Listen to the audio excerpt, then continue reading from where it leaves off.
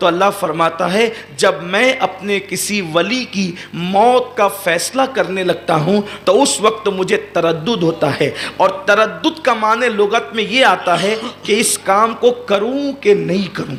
جس کو کہتے ہیں پشو پیش کرنا۔ حالانکہ ہم اللہ کے لیے ادباً یہ جملے نہیں کہہ سکتے، لیکن چونکہ حدیث میں آئے ہیں تو میں اس کو اس معنی میں اللہ کی بارگاہ میں نہیں رکھ رہا ہوں، صرف سمجھانے کے لیے۔ ابھی آپ کہتے ہیں نا یار مجھے تردد ہو رہا ہے کہ میں بازار جاؤں کہ نہیں جاؤں، مجھے تردد ہو رہا ہے کہ میں اجتماع میں جاؤں کہ نہیں جاؤں، مجھے تردد ہو رہا ہے میں سفر کروں کہ نہیں کروں، مجھے تردد ہو رہا ہے کہ میں اپنی چیز بیچوں کہ نہیں بیچوں، تو اللہ فرماتا ہے کہ مجھے کوئی کام کرنے میں تردد نہیں ہے، مجھے صرف ایک کام کرتے وقت تردد ہوتا ہے۔ یہ حدیث صحیح ہے بخاری شریف میں، ایک کام کرنے میں تردد ہوتا ہے کب؟ جب میں ولی کی موت کا فیصلہ کرنے لگتا ہوں تو اس وقت مجھے تردد ہوتا ہے۔ اور پھر کیوں تردد ہوتا ہے؟ اس لیے کہ اس کو دوست جو اپنا بنا لیا ہے، اس کو ولی جو اپنا بنا لیا ہے، اس کو محبوب جو اپنا بنا لیا ہے، تو فرماتا ہے مجھے تردد ہوتا ہے۔ اللہ تجھے تردد کیوں ہوتا ہے؟ تو خود جواب دیتا ہے تردد اس لیے ہوتا ہے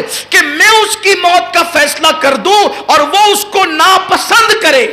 یہ میں پسند نہیں کرتا۔ یہ ولی کی شان ہے، یہ ولی کی شان ہے۔ مجھے حیرت ہے کہ عام ولیوں کی یہ شان ہے جس کو وہ ولی بنا لیتا ہے، اور ولیوں کی جو تعداد ہے عام تصوف کی اصطلاح میں 28 مقامات ہے ولایت کے، اور سلسلہ چشتیہ کے اندر 100 مقامات ہے ولایت کے۔ تو جو پہلے مرتبے پر فائز ہے اس کی موت کا فیصلہ کرنے میں قدرت کو تردد ہوتا ہے، تو وہ جو مقام قطبیت ابدالیت پر فائز ہے ان کے مراتب کا عالم کیا ہوگا۔ اور پھر وہ سرکار غریب نواز جب رسول اللہ صلی اللہ علیہ وآلہ وسلم کی بارگاہ میں حاضری کے لیے گئے مدینہ منورہ اور سلام کیا، السلام علیکہ یا سید الانبیاء، اے نبیوں کے سردار آپ پر سلام ہو، تو جواب کیا آیا؟ اللہ کے رسول کی قبر انور سے جواب آیا وعلیکم السلام یا وعلیک السلام یا مشائخان اقطاب بحر و بر، بحر و بر خشکی اور تری کے مشائخ کے اقطاب، یعنی آپ بحر و بر کے قطب نہیں ہیں بلکہ جو لوگ بحر و بر کے قطب ہیں آپ ان کے بھی اقطاب ہیں، ان کے بھی سردار ہیں۔ یہ مرتبہ سرکار غریب نواز کے بارگاہ رسالت سے۔ تو اللہ فرماتا ہے مجھے تردد ہوتا ہے جب میں کسی ولی کی مومن کامل کی موت کا فیصلہ کرنے لگتا ہوں۔ پھر کیا ہوتا ہے؟ اب اللہ موت کا فیصلہ کرنے میں فرماتا ہے کہ تردد ہوتا ہے، ترددی مجھے تردد ہوتا ہے، تو اللہ پھر تو کرتا کیا ہے؟ تو حدیث پاک میں آتا ہے اللہ کرتا یہ ہے کہ اس کی موت کا فیصلہ کرنے سے پہلے اللہ اس ولی کے پاس فرشتوں کو بھیجتا ہے۔ کبھی کبھی میری قوم کے جوانوں کو بھی تردد ہوتا ہے کہ ولی کے آستانے پہ بھیڑ کیوں لگتی ہے؟ تو ولی کی تو وصال کے بعد بھیڑ لگتی ہے، وصال سے پہلے فرشتوں کا میلہ لگتا ہے۔ وصال سے پہلے فرشتوں، اللہ فرشتے بھیجتا ہے اس ولی کے پاس، اور وہ ولی کے پاس فرشتے آتے ہیں۔ قرآن اس مضمون کو یوں بیان کرتا ہے۔ اب قرآن کی آیت اور تفاسیر کے حوالے سے اس پوری حدیث کے مضمون کو اختصار سے پورا کر کے اپنے عنوان کی طرف چلتے ہیں۔ اس مضمون کو قرآن یوں بیان کرتا ہے ان الذین قالوا ربنا اللہ ثم استقاموا تتنزل علیہم الملائکہ الا تخافوا ولا تحزنوا وابشروا بالجنۃ التي کنتم توعدون نحن اولیاؤکم فی الحیاۃ الدنیا وفی الآخرہ۔ اللہ تبارک و تعالی قرآن مجید میں ارشاد فرماتا ہے اور جن لوگوں نے کہا بے شک ہمارا رب اللہ ہے، اور ثم استقاموا، وہ استقامت کے ساتھ اس پر ڈٹے رہے۔ سبحان اللہ۔ یعنی یہ عام مسلمانوں کے لیے نہیں ہے، یہ بات عام مسلمانوں کو کہ مسلمان استقامت کے ساتھ کہاں ڈٹا ہے دین پر۔ ہم تو سودے کے لیے جھوٹ بھی بولتے ہیں، ہم تو دو کوڑی کے لیے لوگوں کو دھوکہ بھی دیتے ہیں،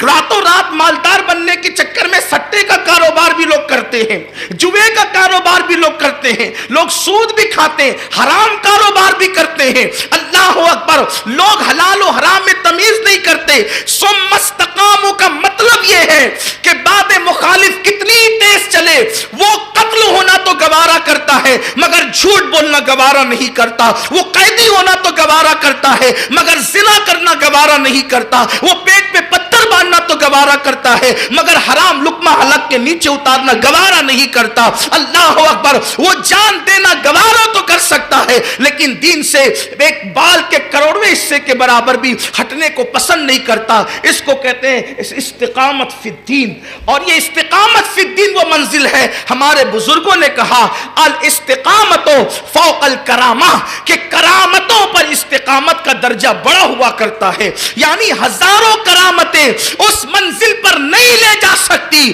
استقامت جس مقام پر لے کر کے جاتی ہے، دین پر استقامت فی الدین جس مقام پر لے جاتی ہے، تو اللہ فرماتا ہے کہ جنہوں نے کہا بے شک ہمارا رب اللہ ہے اور اس پر وہ ڈٹ گئے، اللہ فرماتا ہے تتنزل علیہم الملائکہ،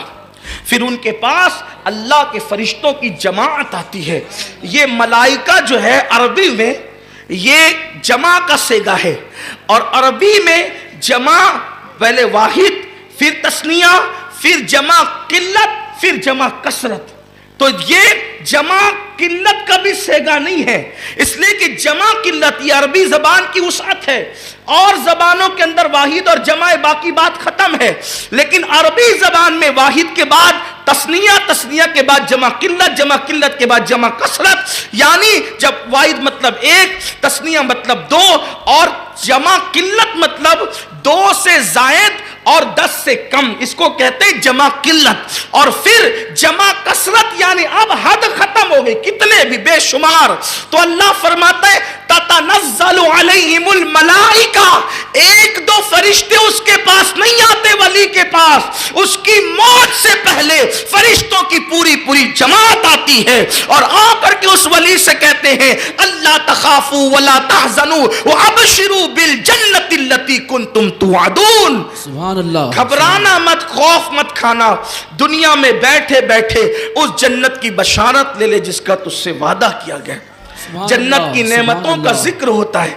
مطلب اللہ کی جنت میں تو جائے گا، یار کا دیدار کرے گا، خدا کے جلوے دیکھے گا، وصل کی لذتیں حاصل کرے گا، خدا سے کلام کا شرف حاصل کرے گا، وہ ساری نعمتیں فرشتے گنواتے رہتے ہیں۔ تو وہ ولی جو اب تک کے خدا کو بے دیکھے اللہ کی عبادت کر رہا تھا، جب وہ جنت کی نعمتوں کا ذکر سنتا ہے، خدا کے وصل کے پیالوں کو پینے کی بات سنتا ہے، خدا کے تقرب کی بات سنتا ہے، خدا کو بے حجاب دیکھنے کی بات سنتا ہے، تو وہ خود بے چین ہو کر حالت شوق میں کہتا ہے فرشتوں یہ جو یار کا ذکر کر رہے ہو تو یہ ملے گا کب؟ تب فرشتے کہتے ہیں جب تم موت کی لذت کو چکھو گے اس وقت تمہیں یہ مرتبہ نصیب ہوگا۔ تو تب وہ ولی پھر خود کہتا ہے فرشتوں دیر کس بات کی ہے، پھر ذرا جلدی کرو، پہلے ولی موت کے لیے شوق کرتا ہے، ادھر اللہ اس کی موت کا فیصلہ فرماتا ہے۔ سبحان اللہ، یہ مقام ولایت ہے،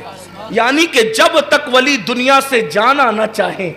اس وقت تک قدرت بھی اس کی موت کا فیصلہ نہیں کرتی، یہ مقام ولایت ہے۔ اور یہ میں نے آپ کے سامنے بخاری شریف کی حدیث شرح کے ساتھ اور تفاسیر کی مدد سے پیش کیا۔ تو اللہ کے ولیوں سے محبت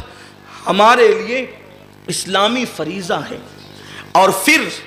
ولی سے محبت کرنے والا بھی خدا کا محبوب بنتا ہے۔ جو اللہ کے دوست سے محبت کرتا ہے اللہ اس کو اپنا دوست بنا لیتا ہے، اللہ اس کو اپنا، اور جو ولی سے دشمنی کرے، یہ بھی بخاری شریف کی حدیث ہے، اللہ فرماتا ہے کہ جو میرے ولی سے دشمنی کرے، اللہ فرماتا ہے من عاد ولیا فقد آذنتہ بالحرب، جو میرے ولی سے دشمنی اور بغض رکھتا ہے میں اس کے ساتھ اعلان جنگ کرتا ہوں۔ ولی سے محبت کرو تو خدا کے محبوب ہو جاؤ گے، اور اگر ولی سے دشمنی کرو گے تو اللہ اعلان